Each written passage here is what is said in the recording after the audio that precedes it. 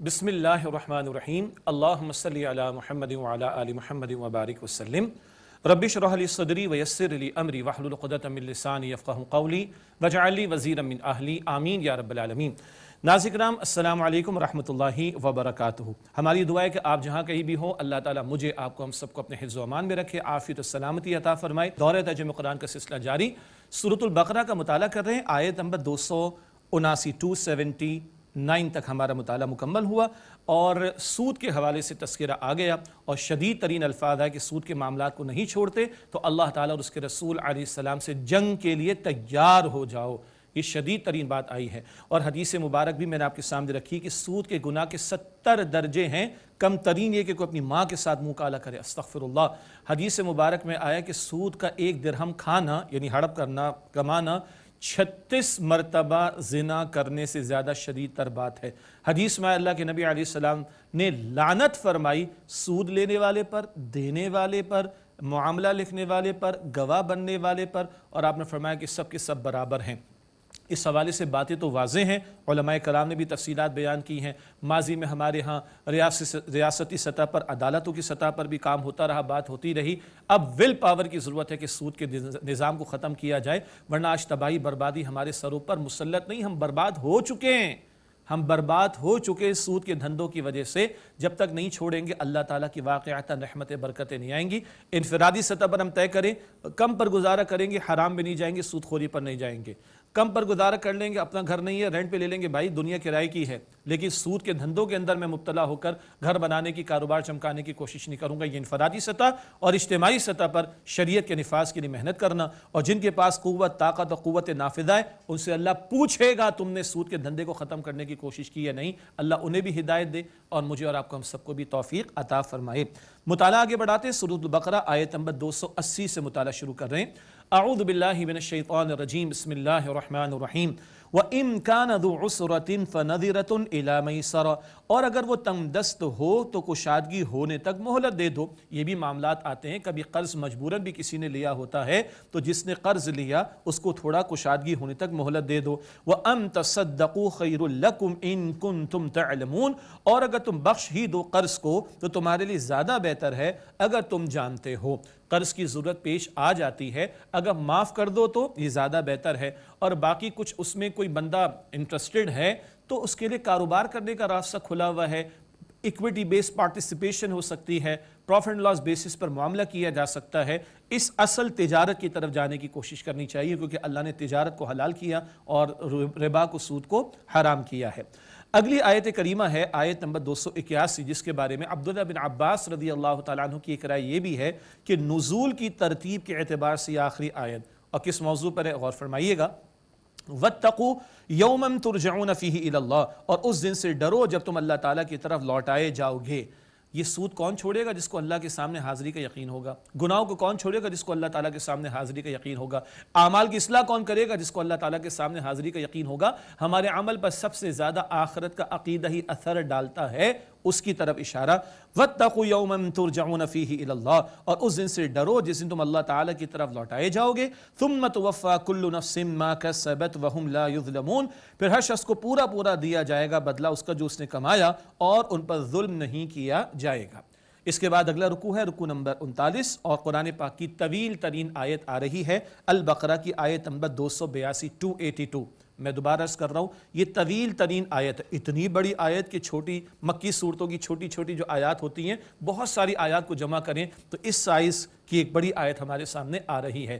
ہم نے ذکر کیا تھا کہ 5 بڑی آیات آئی ہیں البقرہ میں، آیت 164 نشانیوں والی آیت، 177 نیکی والی آیت، پھر آیت نمبر 213 اختلاف کا بیان، پھر آیت نمبر 255 آیت الکرسی، اور اب یہ ہے آیت الدین جس میں دین یعنی قرض کا، ادھار کا معاملہ لکھت پڑھت ہونی چاہیے، اس کی توجہ دلائی جا رہی ہے۔ یہ 5 بڑی بڑی آیات آئیں اور 4 موضوعات ہمارے سامنے آتے رہے، عبادات، معاملات، انفاق اور قتال۔ ہمارے استاد ڈاکٹر شاہ صاحب رحمۃ اللہ نے بڑی پیاری اس کی تشبیہ دی ہے کہ جیسے ایک ہار ہو اور اس ہار میں 4 دھاگے ہوں جی، اور 4 کلرز کے دھاگے ہوں، تو وہ ایک کلر، دوسرا کلر، تیسرا کلر، چوتھا کلر وہ آتا چلا جائے گا، اور 5 بڑے بڑے اس میں نگینے لگے ہوئے ہوں، اور وہ 5 بڑی بڑی گویا کے آیات ہیں. تو یہ مضامین کا بڑا خوبصورت ہار ہے جو اس مقام پر ہمارے سامنے آیا. اور اب آخری طویل ترین آیت بھی ہے سورہ البقرہ کی، اور 5ویں آیت جو بڑی آیات اس سورہ مبارکہ میں ہیں ان میں سے اگلی اور آخری ہم پڑھ رہے ہیں. اس سے بھی اندازہ لگائیں کہ اس آیت کریمہ میں جو طویل ترین آیت ہے قرآن پاک کی، اچھا یہ طویل ترین اتنی بڑی بھی آیت ہوتی ہے، اور الرحمن یہ بھی ایک آیت ہوتی ہے، یہ کس نے طے کیا؟ یہ نبی مکرم صلی اللہ علیہ وسلم نے طے فرما دیا. اس کو کہتے ہیں موقوف ہے، یہ ترتیب توقیفی ہے، حضور علیہ السلام کے بتانے پر موقوف ہے صلی اللہ علیہ وسلم. اور اگلی بات جو میں عرض کرنا چاہ رہا تھا وہ یہ ہے، نماز اہم ہے، زکوٰۃ اہم ہے، روزہ اہم ہے، حج عمرہ یہ عبادات بڑی اہم ہیں، مگر معاملات بھی بہت اہم ہیں.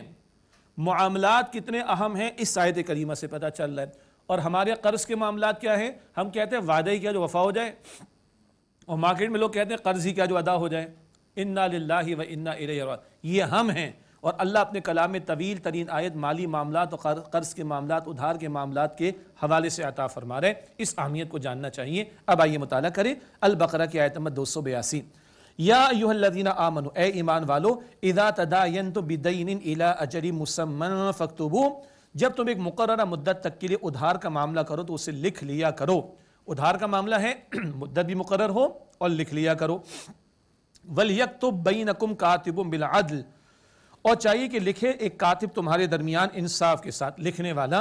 وَلَا يَأْبَ كَاتِبٌ أَن يَكْتُبَ كَمَا عَلَّمَهُ اللَّهُ فَلْيَكْتُبْ، اور کاتب یعنی لکھنے والا انکار نہ کرے لکھنے سے، جیسے کہ اس کو اللہ تعالیٰ نے سکھایا اس کو چاہیے کہ لکھ دے.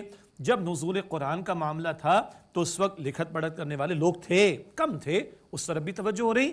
اور ہمارے یہاں کیا ہے بہت پڑھ لکھ گئے ہیں مگر معاملات کے اندر ہم کھڑے نہیں، لکھنے پڑھنے کے اندر گڑبڑ کرتے ہیں. تو بھائی لکھا کرو، اور لکھنے کے اندر کوئی کوتاہی کا معاملہ نہ کرو. اللہ نے تمہیں لکھنا پڑھنا سکھایا، لکھا کرو.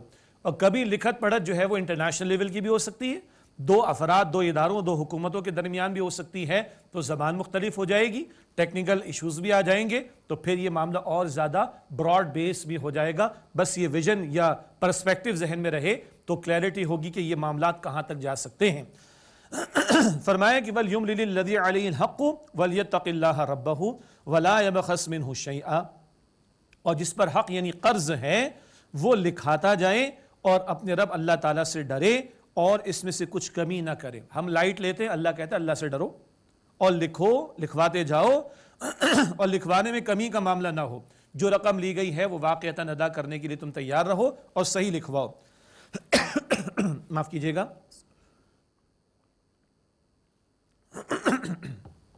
ارشاد ہوا فَإِن كَانَ الَّذِي عَلَيْهِ الْحَقُّ سَفِيهًا أَوْ ضَعِيفًا، پھر اگر وہ جس کے ذمے قرض ہے وہ بے عقل ہے یا کمزور ہے، یعنی کچھ اس کو پرابلم آ گئی ہے، کچھ کمزوری کا معاملہ ہے، سمجھ نہیں ہے معاملات کی.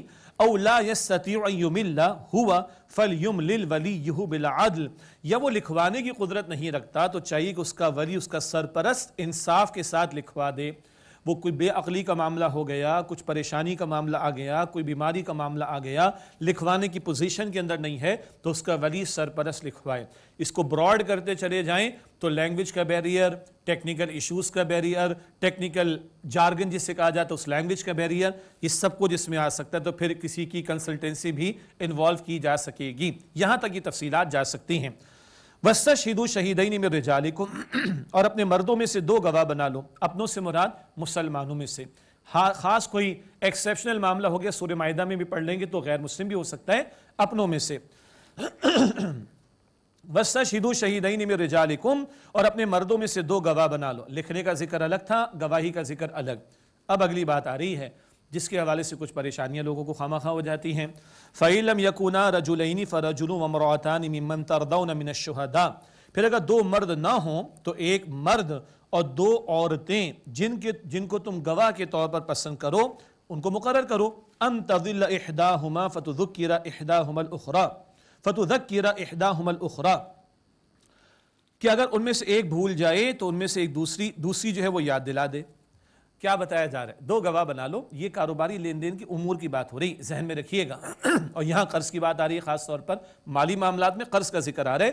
2 مرد ہوں، اگر 2 مرد نہیں تو 1 مرد 2 عورتوں کو گواہ بنا لو، اور اللہ تعالیٰ بتا رہا ہے کہ اگر ایک بھول جائے تو دوسری یاد دلا دے۔ اس آیت کریمہ کے اس حصے کو لے کے خواہ اعتراضات کرنے والے معاذ اللہ اپنے ایمان کی خیر بنائے، اگر مسلمان ہے تو اعتراضات کرتے یہ کیا کر دیا، یہ کچھ نہیں کیا بھائی۔ عورت کو اللہ تعالیٰ نے پروٹیکشن عطا کی ہے، معاش اور کفالت کی ذمہ داری عورت پر نہیں مرد پر ڈالی گئی، تو انڈر نارمل سرکمسٹانسز دینی مزاج کے اعتبار سے عورتوں کو گھر ہستی کے معاملات زیادہ سنبھالنا اس کی اہمیت ہے، اور کاروباری معاملات کے حوالے سے، لین دین کے معاملات کے حوالے سے زیادہ ان کی نالج نہیں ہوگی۔ 1 2 اور اگر ان کو کبھی کورٹ کچہری کے اندر، عدالت کے اندر کہیں پیش ہونا پڑے گواہی دینے کے لیے، تو تنہا عورت کے لیے پرابلم ہوگی۔ باقی جو آزاد ہے وہ تو آزاد ہے بالکل، وہ تو پھر کیا بات کی جائے، لیکن دینی مزاج، دینی پیراڈائم، عورت کی نسوانیت، اس کی پروٹیکشن کا معاملہ تو 2 ہوں گی تو آسانی کا معاملہ۔ پھر عورت میں نسیان کا مادہ زیادہ رکھا ایک سیفٹی والو کے طور پر، اس کی حکمت ہے، ورنہ وہ نسیان اگر عورت میں زیادہ نہ ہو تو چھوٹی چھوٹی بات کو بھی بیچاری بہت زیادہ اپنے اوپر سوار کرے گی، مر ہی جائے گی اس کے اندر۔ یہ سیفٹی والو جو اللہ تعالیٰ نے رکھا، تو ایک بھول جائے تو دوسری یاد دہانی کرا دے گی۔ اور جی عورتوں کو ڈیگریڈ کر دی، اللہ تعالیٰ ڈیگریڈ کرے گا عورتوں کو؟ خدا کا خوف کرو، کیا جملے زبان پر لاتے ہو، اللہ تعالیٰ کا کلام ہے، کوئی ڈی گریڈ والی بات نہیں ہے۔ معاش کی ذمہ داری مردوں پر ہے، عورتوں پر نہیں، اس کو ذہن میں رکھے۔ اور ہاں، کبھی ایسے بھی معاملات ہوں گے جہاں عورت کی گواہی چلے گی، یہ کیوں نہیں بیان کرتے؟ فلاں بچہ فلاں خاتون کے بطن سے پیدا ہوا، اس کی گواہی عورت کی چلے گی، یہ معاملہ زیادہ عورتوں سے متعلق ہیں۔ سبحان اللہ۔ اب کوئی کہے کہ جناب مرد کو ڈی گریڈ کر دیا، ارے مرد کو ڈی گریڈ نہیں کیا، عورت سے متعلقہ امور میں اس کی گواہی کا ذکر آ رہا ہے، اور جہاں زیادہ معاملہ مردوں سے متعلق ہے وہاں ان کی گواہی، پھر بھی اللہ تعالیٰ نے عورت کی گواہی کو ایکسیپٹ کیا ہے، بس یہ فرمائے کہ 2 ہوں تاکہ ایک بھول جائے تو دوسری یاد دہانی کرا دے، اور جب وہ کورٹ کچہری مردوں کو فیس کرنے جائے گی اکیلی عورت تو پرابلم ہوگی، دوسری ساتھ ہوگی تو اس کے لیے آسانی کا معاملہ ہوگا۔ مزید جوابات اور بھی ہیں، لیکن ظاہری باتیں اعتراضات کھول کر اس کے جوابات دینے کا موقع تو یہاں پر نہیں، آگے چلیں۔ فرمایا کہ فَتُذَكِّرَ إِحْدَاهُمَا الْأُخْرَى، تو ان میں سے دوسری یاد دلا دیں۔ وَلَا يَأْبَ الشُّهَدَاءُ إِذَا مَا دُعُوا، اور گواہ انکار نہ کریں جب بلائے جائیں۔ گواہی کا معاملہ ہمارے دین میں بڑا اہم ہے، یہ تو گواہیاں بکتی ہیں، جھوٹ بھی لوگ بولتے ہیں، اپنے ایمان کی خیر منائے، آخرت کی فکر کریں۔ دینی پیراڈائم، دینی مزاج میں گواہی بڑا اہم معاملہ ہے۔ فرمایا جب بلایا جائے تو وہ گواہ انکار نہ کریں۔ وَلَا تَسْأَمُوا أَن تَكْتُبُوهُ صَغِيرًا أَوْ كَبِيرًا إِلَىٰ أَجَلِهِ، اور تم لکھنے میں سستی نہ کرو چاہے معاملہ چھوٹا ہو یا بڑا۔ ذَلِكُمْ أَقْسَطُ عِندَ اللَّهِ وَأَقْوَمُ لِلشَّهَادَةِ، یہ زیادہ انصاف کے قریب ہے اور گواہی دینے کے اعتبار سے زیادہ مضبوط بات ہے، کیا؟ لکھ لینا۔ وَأَدْنَا أَلَّا تَرْتَابُوا، اور اس بات کی زیادہ قریب ہے کہ تم شبے میں نہ پڑو۔ ہاں، دستاویز لکھ لو گے تو شبہ نہیں ہوگا، کل ڈاکیومنٹیشن بھی اویلیبل ہوگی اور صحیح طور پر گواہی دی جا سکے گی۔ اس کے بڑے فائدے ہیں، مثلا ایک شخص انتقال کر گیا، اس کے دوست نے اس کو رقم دے رکھی تھی، وہ دوست اس شخص کے بچوں کے پاس آیا، بیٹا تمہارے ابا نے اتنا قرض لے رکھا تھا۔ بچے کہتے ہیں انکل آپ نے کوئی ڈاکیومنٹ تیار کیے؟ ابا نے تو نہیں بتایا۔ ابا بھی مقروض گیا، بڑا خطرناک معاملہ۔ حدیث مبارک میں آتا ہے کہ شہید کے سارے گناہ معاف ہو جائیں گے، قرض معاف نہیں ہوگا۔ اللہ کے نبی علیہ السلام ایسے مقروض کا جنازہ نہیں پڑھاتے کہ جس کے قرض کے ادا کرنے کا اہتمام نہ ہوتا، حضور کی دعا سے محرومی صلی اللہ علیہ وسلم۔ اللہ اکبر۔ تو وہ شخص تو گیا مقروض، اور اولاد سعادت مند ہوتی، کچھ لکھا ہوا ہوتا ادا بھی کرتی، اور جس نے دیا اپنے دوست کو دیا، اس نے لکھت پڑھت نہیں کہ اس کا مال بھی گیا۔ یہ مصائب آتے ہیں، یہ مشکلات آتی ہیں، یہ پریشانیاں آتی ہیں، اللہ تعالیٰ کا کلام توجہ دلا رہا ہے۔ آگے فرمایا إِلَّا أَن تَكُونَ تِجَارَةً حَاضِرَةً تُدِيرُونَهَا بَيْنَكُمْ، سوائے اس کے کہ سودا ہاتھوں ہاتھ کا ہو جو تم آپس میں لیتے رہتے ہو۔ فَلَيْسَ عَلَيْكُمْ جُنَاحٌ أَلَّا تَكْتُبُوهَا، تو کوئی گناہ نہیں کہ تم وہ نہ لکھو۔ کیش ٹرانزیکشنز ہوتی ہیں، اب تو کیش میمو بھی بنتا ہے آڈٹ کے پوائنٹ آف ویو سے، انٹرنل آڈٹ کا معاملہ، ایکسٹرنل آڈٹ کا معاملہ، اب تو ایویڈنس چاہیے نا، تو کیا دور رس تعلیمات ہے جو قرآن پاک ہمیں قیامت تک کے لیے عطا فرما رہا ہے۔ لیکن جو کیش ہاتھوں ہاتھ سودا ہوتا ہے وہ نہ لکھو تو کوئی حرج کی بات نہیں۔ لیکن آگے فرمایا وَأَشْهِدُوا إِذَا تَبَايَعْتُمْ، اور جب تم سودا کرو تو گواہ کر لیا کرو۔ ایک رائے یہ بیان کی کہ ذرا بڑے سودے ہوں ہوں کیش ٹرانزیکشنز کی صورت میں تو گواہ بنا لو، کوئی امکان ہو سکتا ہے کہ نزاع پیدا ہو جائے یا نزاع پیدا ہو جائے، پر پرابلمز اس کے اندر آ جائے، ڈس ایگریمنٹ کے معاملات آ جائیں۔ اور ایک بات ہے کہ بعض مستقبل کے سودے ہوتے ہیں، بھئی یہ فصل آ جائے گی تو میں تمہیں پیمنٹ یہ تم مجھے دے دینا، مستقبل کا معاملہ ہے تو وہ بھی قرض ہی کی نوعیت ہوتی ہے، اس پر فرمایا جا رہا ہے کہ گواہ بنا لیا کرو۔ یہ میں بہت مختصر کچھ بات عرض کر رہا ہوں، باقی تفصیلی احکامات علماء سے سیکھیں گے اور تفاسیر میں مطالعہ کیا جا سکتا ہے۔ فرمایا وَلَا يُضَارَ كَاتِبٌ وَلَا شَهِيدٌ، اور نہ لکھنے والا نقصان کرے نہ گواہ نقصان کرے۔ کیا مطلب؟ لکھنے والا لکھنے میں کوتاہی نہ کرے، گواہی دینے والا گواہی دینے میں کوتاہی نہ کرے۔ اس کا ایک اور ترجمہ بھی کیا جا سکتا ہے گرامیٹیکلی، نہ لکھنے والے کا نقصان کیا جائے نہ گواہ کا نقصان کیا جائے۔ لکھنے والے کی سروسز تو لے رہو، فری میں لے رہو، بھائی اس کو پے کرو۔ گواہی دینے والے کی گواہی لے رہے ہو تو آنے جانے کا کرایہ تو دینا پڑے گا نا، اس کو کورٹ اگر لے کر آنے تو کرایہ تو دینا پڑے گا۔ تو یہ دونوں اعتبارات سے ترجمہ ہے، نہ لکھنے والا نقصان کرے نہ گواہی دینے والا نقصان کرے، اور دوسرا ترجمہ نہ لکھنے والے کا نقصان کیا جائے اور نہ گواہی دینے والے کا نقصان کیا جائے۔ وَإِن تَفْعَلُوا فَإِنَّهُ فُسُوقٌ بِكُمْ، اور اگر تم ایسا کرو گے تو بے شک تم پر گناہ کا معاملہ ہوگا۔ کیا؟ لکھنے میں کوتاہی کرنا، گواہی دینے میں کوتاہی کرنا، یا لکھنے والے کو نقصان پہنچانا، گواہی دینے والے کا نقصان کرنا، اگر ایسا کرو گے تو یہ گناہ کا معاملہ ہوگا۔ وَاتَّقُوا اللَّهَ، اور اللہ تعالیٰ کا تقوی اختیار کرو۔ وَيُعَلِّمُكُمُ اللَّهُ، اور اللہ تعالیٰ تمہیں سکھاتا ہے۔ وَاللَّهُ بِكُلِّ شَيْءٍ عَلِيمٌ، اور اللہ ہر شے کا علم رکھنے والا ہے۔ یہ ایک آیت ہوئی البقرہ آیت نمبر 282، قرض ادھار لین دین کے معاملات۔ اس حوالے سے دین بڑی حساسیت ہمارے اندر پیدا کرنا چاہتا ہے، اور آج لوگ کوسوں دور ہیں قرض کیا جو ادا ہو جائے، ہاں، اور حضور کیا احادیث میں بیان فرما رہے کہ مقروض شہید کے سارے گناہ معاف ہو جاتے، اس کا قرض معاف نہیں ہوتا۔ کس قدر بڑی بھاری بات ہے، اور طویل ترین آیت قرآن پاک کی اس موضوع پر ہمارے سامنے آئی ہے۔ اگلی آیت کریمہ میں رہن رکھوا کر، کچھ کولیٹرل رکھوا کر، کوئی ڈپازٹ یا سیکیورٹی رکھوا کر قرض لیا جانا، اس کی بات کی جا رہی ہے۔ فرمایا وَإِن كُنتُمْ عَلَى سَفَرٍ وَلَمْ تَجِدُوا كَاتِبًا، اور اگر تم سفر کی حالت میں ہو اور کوئی لکھنے والا نہ پاؤ، فَرِحَانٌ مَقْبُوضَةٌ، تو کوئی شے قبضے میں بطور رہن رکھوا دیا جائے۔ کیا مطلب؟ کوئی شے بطور رہن قبضے میں دے دی جائے، کیا مطلب؟ قرض لینا ہے، اب کوئی لکھت پڑھت کرنے والے کا معاملہ تو نہیں ہے، سفر کا معاملہ ہے تو کوئی شے رکھوا کر قرض لیا جا سکتا ہے۔ باقی اس کی تفصیل یہ ہے، سفر میں بھی ممکن ہے، اور حضر جب بندہ اپنے علاقے اور اپنے علاقے کے اندر رہتا ہے وہاں بھی ممکن ہے کوئی شے رکھوا کر، رہن کولیٹرل رکھوا کر قرض لیا جا سکتا ہے۔ اب جو شے رہن رکھوائی گئی اس کے اپنے احکامات ہیں، اس سے استفادہ کرنا جائز نہیں، اور پھر اس میں مزید فقہی تفصیلات ہیں، وہ تفاسیر میں دیکھیے گا۔ آگے فرمایا فَإِنْ أَمِنَ بَعْضُكُمْ بَعْضًا فَلْيُؤَدِّ الَّذِي اؤْتُمِنَ أَمَانَتَهُ وَلْيَتَّقِ اللَّهَ رَبَّهُ، پھر اگر تم میں سے کوئی کسی کا اعتبار کرے تو جس شخص کو امین بنایا گیا ہے اسے چاہیے کہ لوٹا دے اس کی امانت، اور اپنے رب اللہ تعالیٰ سے ڈرتا رہے۔ یعنی اگر رہن رکھوانا، کولیٹرل رکھوانا، کوئی شے ممکن اور اویلیبل دستیاب نہیں ہے، اور کوئی کسی کا اعتبار کر کے قرض دے دیتا ہے، تو قرض بھی کیا ہے؟ امانت ہے، اس کو واپس لوٹانا ضروری ہے۔ تو فرمایا کہ اپنے رب اللہ تعالیٰ سے ڈرتا رہے اور امانت کو لوٹا دے۔ وَلَا تَكْتُمُوا الشَّهَادَةَ، اور تم گواہی کو نہ چھپاؤ۔ وَمَن يَكْتُمْهَا فَإِنَّهُ آثِمٌ قَلْبُهُ، اور جو اس گواہی کو چھپائے گا تو بے شک اس کا دل گنہگار ہے۔ یعنی یہ گناہگار شخص ہے کہ جو گواہی کو چھپاتا ہے، دل میں تو ہے، معلوم بھی سب کچھ ہے، تو یہ دل کا گناہ بھی بڑا گناہ ہوتا ہے۔ فرمایا کہ وَمَن يَكْتُمْهَا، اور جو اس گواہی کو چھپائے گا، فَإِنَّهُ آثِمٌ قَلْبُهُ، تو بے شک اس کا دل گناہگار ہے۔ واللہ بما تعملون علیم، اور تم جو کچھ کرتے ہو اللہ تعالیٰ خوب جاننے والا ہے۔ اس کے بعد سورۃ البقرہ کا آخری رکوع ہے 40واں رکوع، اور اگلی آیت ایک ہلا دینے والا انداز ہے اللہ تعالیٰ کی طرف سے، اور آگے پھر ایک عظیم دعا و تحفہ بھی ہمارے پاس موجود ہے جو سامنے آئے گا انشاءاللہ۔ اسی البقرہ کی آخری آیات میں تحفہ موجود ہے۔ بس ہمارے ذہن میں وہی تحفے گھوم رہے ہوتے ہیں نا، اللہ وہ تحفے بھی ہمیں عطا فرمائے، حلال سے ہوں جائز ہوں، یہ اللہ کا تحفہ ہے جو اللہ تعالیٰ نے خاص موقع پر عطا فرمایا، اب یہ عرض کریں گے انشاءاللہ۔ اگلا رکوع اس کی پہلی آیت ہے سورۃ البقرہ کی آیت نمبر 284، للہ ما فی السماوات وما فی الارض، اللہ ہی کے لیے جو کچھ آسمانوں میں اور زمین میں ہے، وَإِن تُبْدُوا مَا فِي أَنفُسِكُمْ أَوْ تُخْفُوهُ يُحَاسِبْكُمْ بِهِ اللَّهُ، اور جو کچھ تمہارے دلوں میں ہے چاہے تم اس کو ظاہر کرو یا چھپاؤ، پوشیدہ رکھو، اللہ تعالیٰ تمہارا حساب لے لے گا۔ اللہ اکبر، بہت ہلا دینے والی بات ہے، ظاہر کرو پوشیدہ رکھو، اللہ حساب لے لے گا۔ صحابہ کرام تو پریشان ہو گئے، یا اللہ کے رسول، اندر بھی تو کوئی خیال آ جاتا ہے، حضور نے فرمایا جو حکم آیا مانو، کہو سمعنا و اطعنا، ہم نے سنا اور ہم نے اطاعت کی۔ اور آخری آیت میں اللہ فرماتا ہے لا یکلف اللہ نفسا الا وسعها، اللہ تعالیٰ کسی انسان کو اس کی وسعت سے زیادہ ذمہ دار نہیں ٹھہراتا۔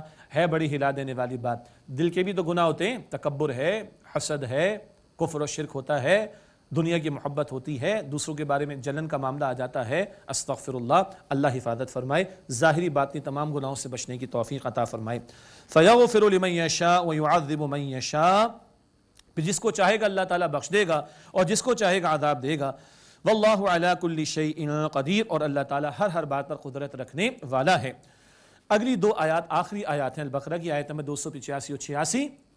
سارا قرآن زمین پر اللہ تعالیٰ نے عطا فرمایا، یہ دو آیات تحفے کے طور پر معراج کی شب آسمانوں کی بلندیوں پر بلا کر نبی مکرم علیہ السلام کو عطا ہوئی، یہ تحفہ ہے معراج کی شب جو عطا کیا گیا۔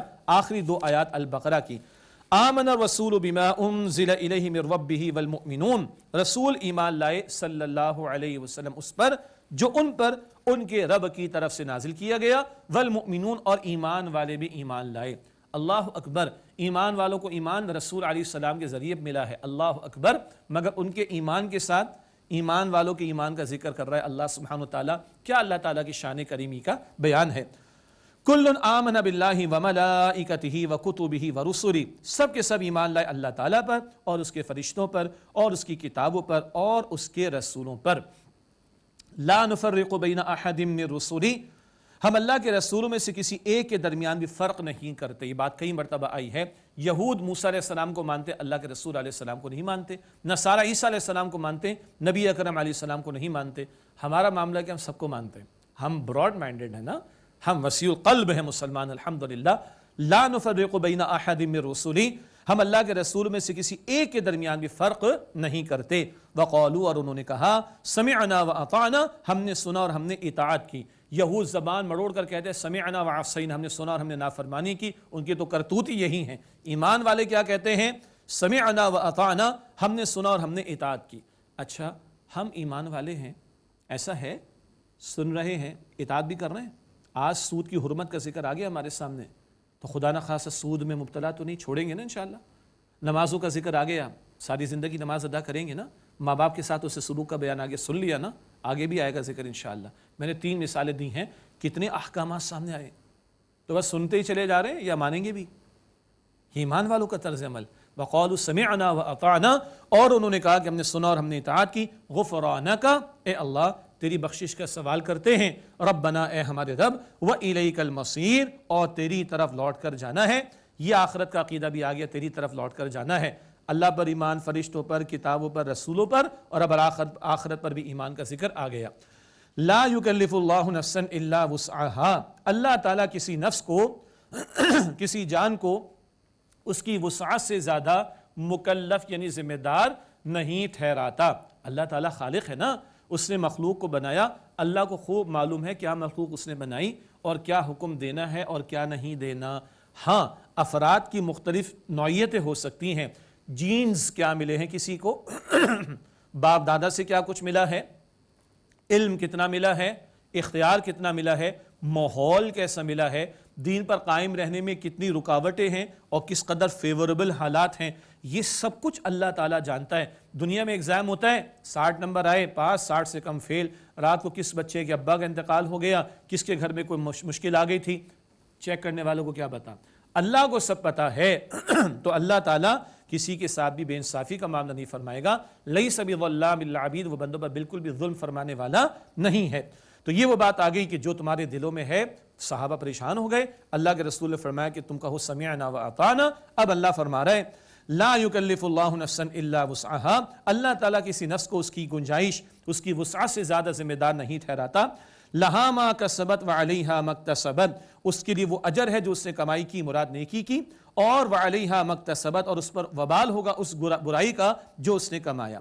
تو وسعت اللہ نے دے رکھی، اسی کے مطابق اللہ معاملہ فرمائے گا۔ البتہ ہم لوگ بہت زیادہ کبھی کبھی خود فریبی میں مبتلا ہو جاتے ہیں۔ دنیا میں کوئی نہیں کہتا بھائی میری کیپیسٹی اتنی، میں تو 20,000 ہی کما سکتا ہوں، اس سے آگے نہیں بڑھ سکتا، وہ 2 لاکھ تک پہنچ جاتا ہے۔ تو دین میں آگے کیوں نہیں بڑھتے بھائی؟ ساری رعایتیں، سارا ڈسکاؤنٹ دین میں چاہیے، اور دنیا میں آگے سے آگے جتنی وسعت نہیں ہوتی اس سے بھی آگے کھپا رہے ہوتے ہیں۔ تو بھائی دین میں آگے سے آگے بڑھنا چاہیے۔ اس کے بعد اللہ تعالیٰ نے فرمایا لہا ما کسبت وعلیہا مکتسبت، اس کے لیے اجر ہوگا اس کا جو عمل اس نے خیر کا کیا، اور اس کے لیے وبال ہوگا اس برائی کا جو اس نے عمل برائی کا کیا۔ اس کے بعد بڑی جامع دعائیں اللہ تعالیٰ نے سکھائیں، اور اتنی جامع اور پیاری ہیں، ہر دعا پر اللہ کا جواب آتا ہے۔ حدیث مبارک میں بلا یقیناً ایسا ہو گیا، قد فعلت اللہ فرماتا میں کر چکا، بڑے پیارے الفاظ حدیث میں آئے، اللہ کا جواب آتا ہے۔ ربنا، اللہ دعا سکھا رہا ہے، اے ہمارے رب، لا تؤاخذنا ان نسینا او اخطأنا، ہمارا مواخذہ نہ فرمانا اگر ہم بھول جائیں یا ہم سے چوک ہو جائے۔ بھول معاف ہے، حدیث مبارک میں آیا چوک کا مطلب کیا ہے، کچھ ارادہ یہ تھا وہ گیا، یہ بھول چوک اور یہ خطا کا معاملہ اللہ تعالیٰ نے اس امت کے لیے معاف فرما دی۔ حدیث مبارک میں بھی بات آتی ہے، ربنا ولا تحمل علینا اسرا کما حملتہ علی الذین من قبلنا، اے ہمارے رب ہم پر وہ بوجھ نہ ڈال جیسے کہ تو نے بوجھ ڈالا ہم سے پہلے لوگوں پر۔ ایک تو معافی تلافی کرنا، نیکی پر اپنے آپ کو کوئی بندہ غرہ نہ کرے، دھوکے میں مبتلا نہ ہو جائے، معافی تلافی اللہ سے کرے، اور اللہ پچھلے لوگوں پر جو سختیاں آئیں ویسا معاملہ ہمارے ساتھ نہ فرمانا۔ پچھلی امت بنی اسرائیل کے لیے بڑے سخت احکامات بھی آئے، اس تعلق سے آسانی فرمانے کی التجا۔ ربنا ولا تحملنا ما لا طاقت لنا به، اے ہمارے رب ہم سے ایسا کوئی بوجھ کا معاملہ نہ اٹھوا جس کو اٹھانے کی ہم میں طاقت نہ ہو۔ آسان دین عطا فرمائے اللہ تعالیٰ نے، اس کی التجا کرنا سکھا دیا گیا۔ پہلے پڑھ چکے یرید اللہ بکم اليسر ولا یرید بکم العسر، اللہ آسانی فرمانا چاہتا ہے، مشکل فرمانا نہیں چاہتا۔ اب دل سے دعا کیجئے، اگلے الفاظ بڑے پیارے، واعف عنا، اے اللہ ہم سب کو معاف فرما دے، ہم سے درگزر فرما دے، واغفر لنا، اور ہمیں بخش دے۔ مغفرت کیا ہے؟ مغفر عربی میں کہتے ہیں ہیلمٹ کو، اور بھائی موٹر سائیکل سواروں کو پہن لینا چاہیے، بندہ سیف ہو جاتا ہے نا، ڈھانپ دیا جانا۔ اللہ گناہ گار تو بہت ہیں، بہت گناہ گار ہے، اللہ تو اپنی رحمت سے ڈھانپ کر پردے میں معاف فرما دے، واغفر لنا، اور ہمیں بخش دے، ورحمنا، اور اللہ ہم پر رحم فرما دے۔ کیا الفاظ ہیں اللہ تعالیٰ جو سکھا رہے ہیں، انت مولانا، تو ہمارا مولا ہے، پشپنا ہے، کارساز ہے، فانصرنا علی القوم الکافرین، ہماری مدد فرما کفار کی قوم کے مقابلے میں۔ یہ بدر کے بعد دعا سکھائی گئی، صحابہ کرام کو بدر کی تیاری کرائی جا رہی ہے، اور بدر میں تو ایمان والے کھڑے ہو گئے، اللہ تعالیٰ کی مدد ان کے ساتھ تھی۔ آج اس دعا کی قبولیت کے لیے ایمان والوں کو کھڑا بھی تو ہونا پڑے گا باطل کے مقابلے کے لیے۔ فانصرنا علی القوم الکافرین، پس ہماری مدد فرما کافروں کی قوم کے مقابلے میں۔ بعض اہل علم نے فرمایا ہے کہ یہاں بھی کہنا چاہیے آمین، اے اللہ قبول فرما لے، اللہ تعالی ہماری جانب سے قبول فرمائے۔ ناظرین کرام، سورہ البقرہ کا مطالعہ اسی درجے میں مکمل ہوا، اسی پر اکتفا کرتے ہوئے مختصر دعا کر لیتے ہیں۔ بسم اللہ الرحمن الرحیم، اللہم صلی وسلم علی نبینا محمد، یا اللہ ہم سب کی، ہمارے ماں باپ کی، گھر والوں کی، تمام مسلمانوں کی مغفرت فرما، اے اللہ ہم پر رحم فرما، واعف عنا واغفر لنا وارحمنا، انت مولانا فانصرنا علی القوم الکافرین، رب اغفر وارحم وانت خیر الراحمین، اے اللہ ہم سب کو جہنم سے آزاد فرما، اے اللہ ہم سب کو جنت الفردوس عطا فرما، وصلی اللہ علی النبی الکریم وعلی آلہ واصحابہ اجمعین برحمتک یا ارحم الراحمین۔